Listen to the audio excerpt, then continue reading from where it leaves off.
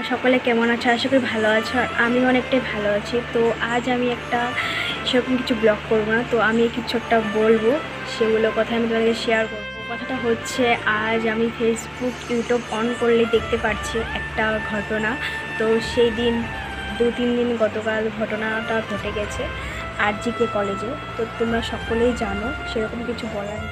মেয়েটা তো মরেই গেল, কিছু করতে পারলাম না, সেটা চোখে দেখতেই পাচ্ছি। তো সেরকম মেয়েটা কী দোষ করেছিল? মেয়েটা ডাক্তার হয়ে মানুষের সেবা করতে চেয়েছিল, একটু মানুষের পাশে থাকতে চেয়েছিল। সেটা কি মেয়েটার দোষ ছিল? হ্যাঁ, কিছু অন্যায় দেখলে প্রতিবাদ করতে চেয়েছিল হয়তো, সেটা কি দোষ ছিল?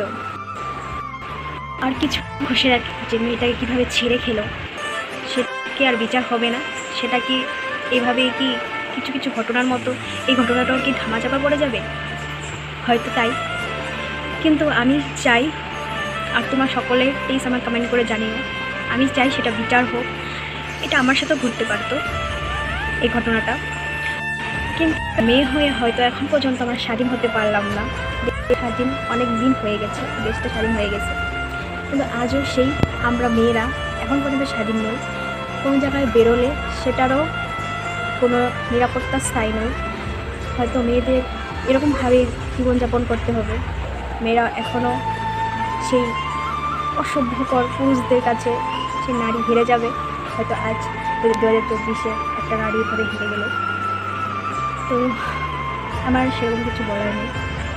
ঘটনা দেখার পর আমি নিজেকে ভীষণভাবে নিজেকে কীভাবে বলবো, একটা মেয়ে হয়ে নিজেকে অনেকটা ভয় হয় যে হয়তো আমিও সেরকম বাইরে যাই বা সেরকম আদার্স অনেক কিছু জায়গায় যেতে হয়। এটা আমার মা বাবাও একটা টেনশন করে, যেমন মেয়েটার মা বাবা হারালো মেয়েটাকে। কিন্তু এটার বিচার চাই। হয়তো যেরকমভাবে মেয়েটাকে শাস্তি দিয়ে মেরেছে, এর থেকে আর কঠোরতম শাস্তি সেই পশুর লোকগুলো পায়। স্বাধীনভাবে নিজেকে নিয়ে বাঁচতে পারতাম। আমরা যদি পুরুষ হতাম, হয়তো নিজেকে একটা সুন্দর স্থানে, নির্ভয় স্থানে নিজেকে জীবনযাপন করে গড়তে পারতাম। আমরা যদি পুরুষ হতাম, আমরা রাত 10টার দিকে 12টার দিকে আসলেও সেটার কোনো রিস্ক বা কোনো অত্যাচার বা ধর্ষণের মুখোমুখি পড়তে হতো না। আমরা যদি পুরুষ হতাম, হয়তো মা বাবার টেনশনটা ভীষণ রকমভাবে কমে যেত। কিন্তু আমরা নারী,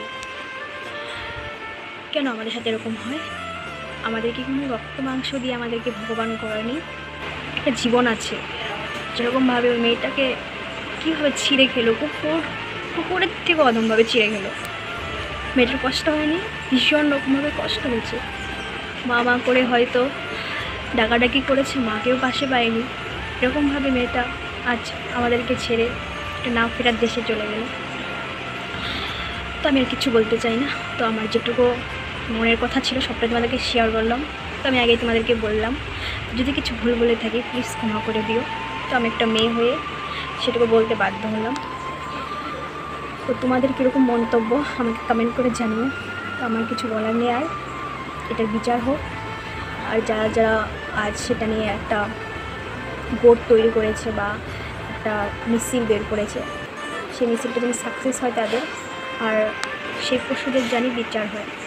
এই বলে ব্লগটা এখানে শেষ করছি। ভালো থাকবে, সুস্থ থাকবে। নেক্সট ব্লগে অবশ্যই দেখা যাচ্ছে।